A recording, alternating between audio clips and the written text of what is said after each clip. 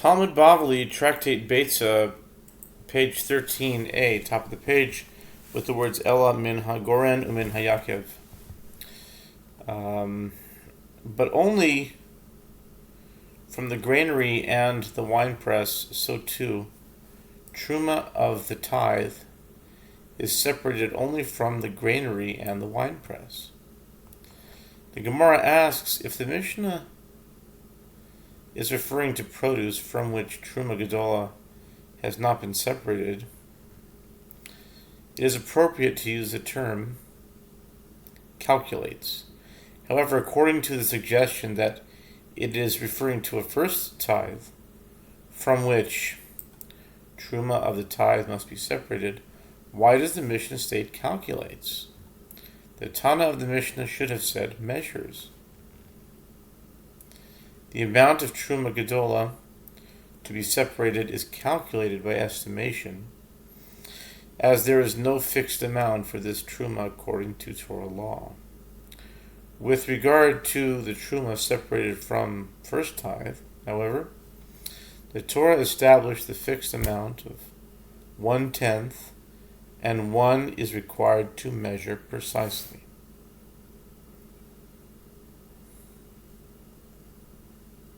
Hamani Abba Elazar ben Gimmelhi.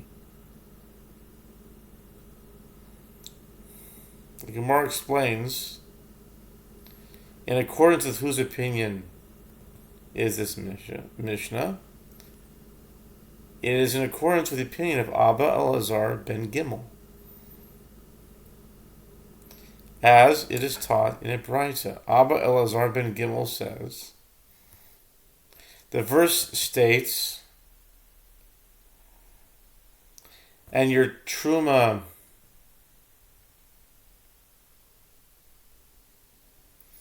shall be reckoned to you as though it were the corn of the granary and the fullness of the winepress. Numbers 18:27. The verse speaks of two trumot. One is Truma Gedola, and the other one is Truma of the tithe. Just as Truma Gedola is separated by estimation and is not measured exactly, and it is enough to separate it by thought, as the word reckoned implies that the mere intention to separate a particular portion serves to remove the rest of the produce from its untithed state, so too, Truma of the tithe can also be separated by estimation and by thought.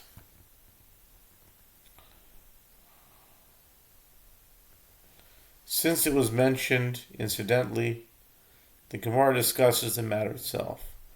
Rabbi Abahu said that Rabbi Shimon ben Lakish said,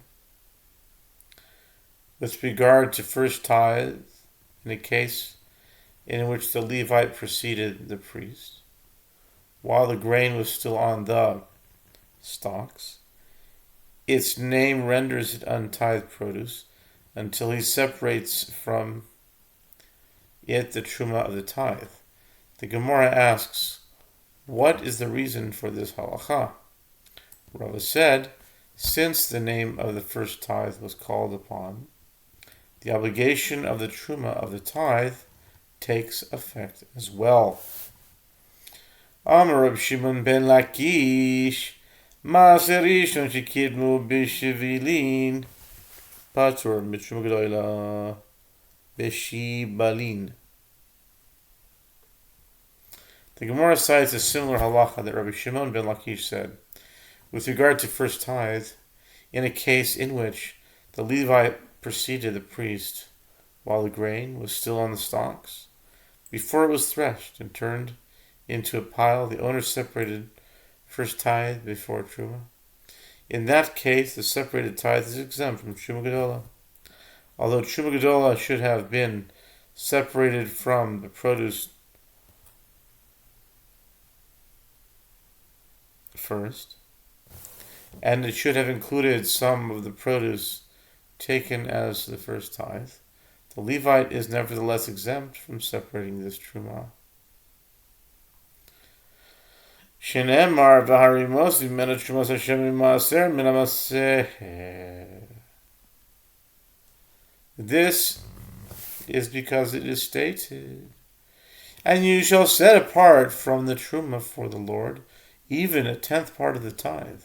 Numbers 18:26, which indicates, and we're at 18:26 right now, 18th day of Iyar, 26th of May. Very nice. A nice surprise. A nice surprise indeed.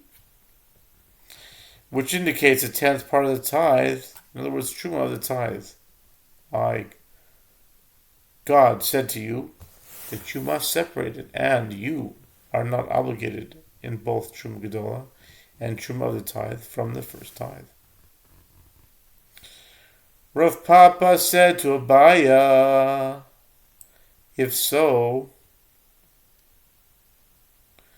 if there is a source for this halacha in the Torah, even if the Levite preceded the priest, in other words, first tithe was separated after the grain had been threshed and the kernels of grain placed in a pile, then it should also be exempt from Truma Gedolah. Abaya said to Rav Papa, with regard to your claim, the verse states, from all that is given to you, you shall set apart that which is the Lord's Truma. Numbers 18:29. This verse indicates that God's Truma, in other words, Truma Gedolah, must be taken from all the produce, including the tithe.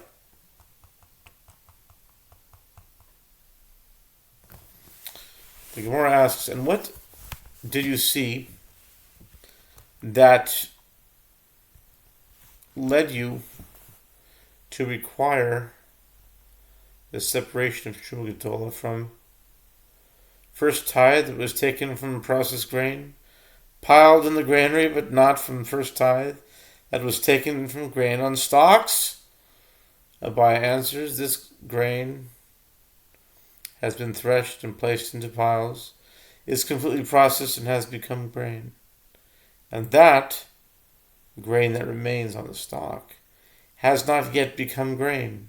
Until the grain is threshed and assembled in a pile, the obligation to separate truma does not take effect, as it is not considered grain.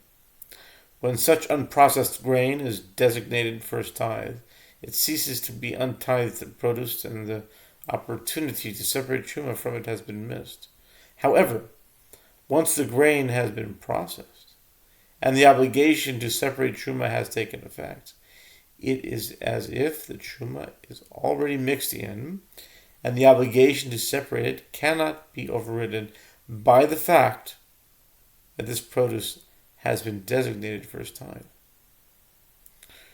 We learned in the Mishnah there, Masrot 4:5, one who peels grains of barley to eat them raw may peel them one by one and eat them immediately without tithing them, as this is considered a casual manner of eating.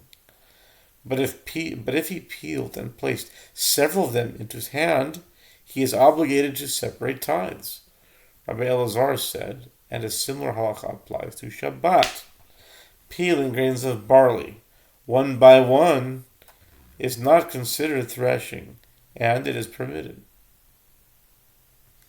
If a whole handful of grains are peeled together, this does not constitute the prohibited labor of threshing.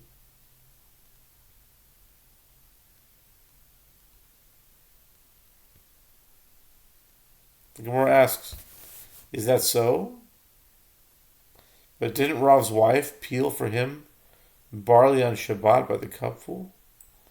And likewise, Rabbi Chia's wife would peel barley for him on Shabbat by the cupful.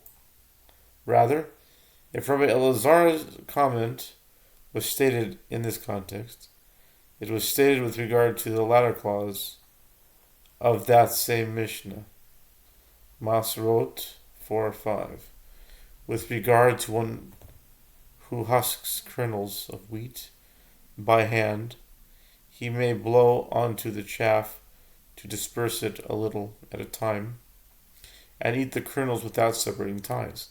But if he blows on the kernels and puts a large amount of them into his lap, he is obligated to separate tithes from the food. It was with regard to this teaching that Rabbi Elazar said, and a similar halacha applies to Shabbat. Rabbi Abba Bar Mamol strongly objects to this. And with regard to the first clause of the Mishnah, one should conclude, yes, if one peeled a handful of barley, it is considered prepared with regard to tithes. But no, it is not considered threshing with regard to Shabbat. But is there anything that, with regard to Shabbat, is not considered the completion of the labor and may be performed, and yet with regard to tithes, is considered the completion of the labor? Isn't the prohibition against work on Shabbat far more stringent than tithes in all its details? Rav Sheshet, son of Rav Edi, strongly objects to this claim. And there is no example, and is there no example of a halacha in which tithes are treated more stringently than Shabbat? And is there not the halacha of their granary for tithes, as we learned in the Mishnah? Masrot 1.5. What is the equivalent of their granary? In other words, the point at which the processing of various vegetables is completed so that they become obligated in tithes. With regard to cucumbers and gourds, they become obligated from when one trims the thin hairs that cover them. And for those he did not trim, from when he assembles them in a pile. And we also learned in the Mishnah, Masrot 1.6, with regard to onions, that it is from when one assembles them in a pile. Whereas with regard to Shabbat, one who assembles produce in a pile is exempt, as this is not prohibited labor on Shabbat. Rather, what have we to say? What have we to say? What have we to say? What have we to say? What have we to say? Wow. I think this is just 13a. Why is one exempt if he forms a pile on Shabbat? The Torah prohibited only planned constructive labor on Shabbat, the type of work that involves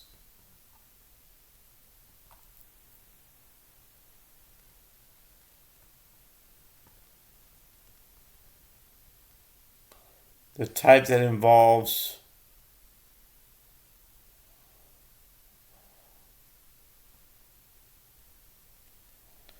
creation of something new, the formation of a pile, not considered that kind of labor. Here too, with regard to peeling barley, the Torah prohibited creative work, although collecting the peeled barley in one's hand is considered the completion of the labor in respect to tithes.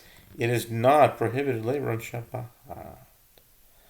Apropos husking kernels on Shabbat, the Gemara asks, how may one husk grain on a festival? Abai said in the name of Yosef, one finger on another. In other words, one may place the kernels between two fingers and rub. And Rav Avia said in the name of Rav Yosef, one may even do so one on two. In other words, between the thumb and two fingers. Rava said, since he alters the manner in which he performs the activity, he may even do so with one finger on all the rest. The Gemara further asks, how may one blow on the grain? To winnow it in a permitted manner on Shabbat. Rav Adavar Rava said that Rav said, one blows